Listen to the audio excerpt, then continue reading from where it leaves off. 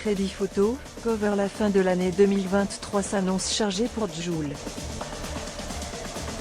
Le rappeur s'est pourtant déjà distingué cette année avec la parution 7e volume de ses habituels albums gratuits en mars puis la sortie de C'est quand qu'il s'éteint, en juin. Le rappeur s'est pourtant déjà distingué cette année avec la parution 7e volume de ses habituels albums gratuits en mars puis la sortie de C'est quand qu'il s'éteint, en juin.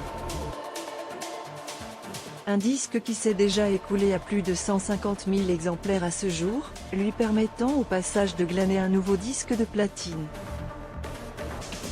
Mais l'appétit de l'artiste marseillais est décidément gargantuesque puisqu'il a choisi d'offrir un nouvel album à son public en cette fin d'année.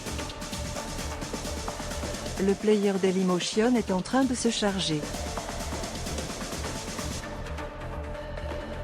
Un morceau inédit tout en simplicité, au son des guitares, sur une production composée par le hitmaker Boumijal, Damso, Niska, SCH, Ninho, Caris.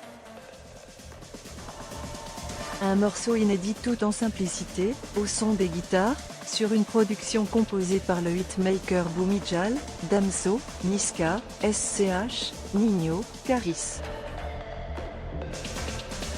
Jul y expose un aspect davantage tourné vers la variété de sa vaste proposition musicale. J'ai trop tourné, je sais plus quoi faire du Zodiac, je fais des saltos arrière, ça me demande des photos, ouais même à ma mère, moi il faut que je garde les pieds sur terre sur la vie de ma mère, une croix sur ceux qui me font des manières, tu perds des gens quand tu sors de la galère, lâche-t-il ainsi pour débuter son premier couplet.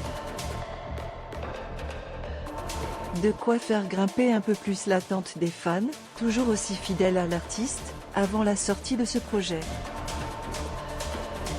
Entre-temps, il est devenu le plus gros vendeur de l'histoire du rap français avec plus de 7 millions d'exemplaires vendus.